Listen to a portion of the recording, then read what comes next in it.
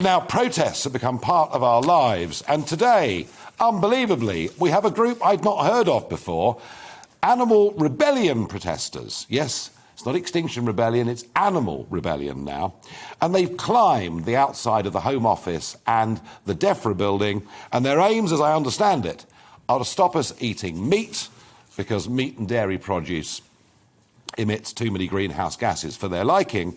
And the group described themselves as being anti-speciesist. Well, I haven't got the foggiest idea what that even means. So let's go to Nathan McGovern, who is a spokesman for Animal Rebellion. Nathan, good evening. Good evening, Nigel. What is anti-speciesist when it's at home, please? So essentially, speciesism is a form of discrimination that privileges the human species above others in the animal kingdom and places us on a pedestal like other forms of oppression. I see. So you think that by taking direct action, causing a blooming nuisance, putting the police out, disrupting central London to a certain degree, you think somehow this helps your case to make us... And by the way, do you want us to go vegetarian or vegan? OK, so just to correct you there, Nigel, we are an organisation that is focused on systematic change. We don't blame and shame individuals like you're insinuating there. We are purely focused on changing systems. I didn't insinuate that you were doing that against individual people. What I said was you're making a damn nuisance of yourself. And what I'm asking you is your aim for us to be vegetarians or vegans? So the aim is for a transition to a just and sustainable plant-based food system. That is the terminology that we would use. I see. So that means vegan, basically. If that's the term that you would like to use, Nigel, yes, but we use the term just and sustainably plant-based. So in your ideal world, Nathan, can I have milk in my tea? If it's plant milk, yes. Ah, OK, right. And can I eat fish? I mean, if I go out and catch a fish, can I eat that? Well, we would say no, because we are an anti-speciesist organisation. But again, we're focused on systematic change. We're not focused on individuals. You know, I tell you what, Nathan, there's one area where I might have some agreement with you. You know, it does actually worry me that we cut down large chunks of the Amazon to produce very low-quality beef, to be consumed in very low-quality burgers. I do actually question whether that makes sense.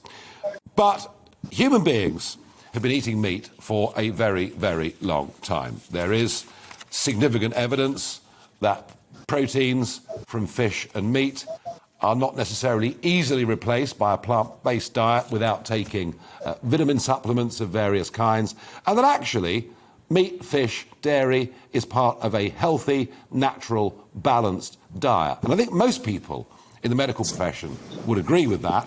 Do you agree with that or disagree with that? I would disagree with you there. I'd like to know what sources you're citing, as there is an emerging body of evidence that does show that a plant-based diet is healthy for all stages of life, and in some cases is much healthier than a diet that does include animal products. Pretty boring, though, isn't it? How do you mean? I mean, I don't think we would classify it as securing the planet for humans, for animals, and for the environment as boring.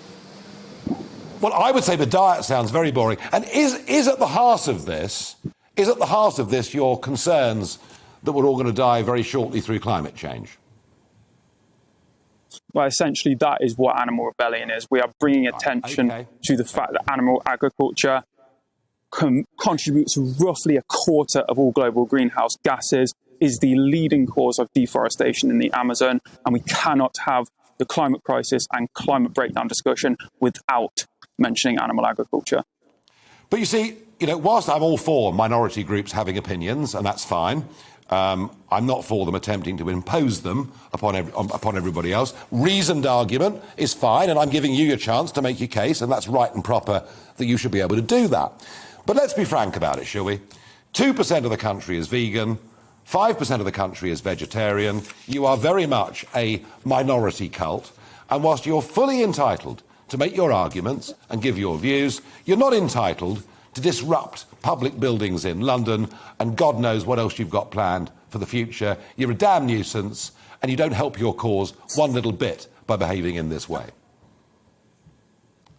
Well, you can have that opinion. I do. And most people do. Nathan, most people do. Swathes of evidence does show we are experiencing a rising trend of a transition to plant-based proteins and plant-based alternatives. In fact, a think tank, Rethink X, does predict that even with government subsidisation, animal agriculture will not be profitable by 2035, and that is not a long time away. We need to transition to a just and sustainable plant-based food system with the assistance of government subsidy. And you think, governments, I see, so the taxpayer's going to fund all of this, yeah?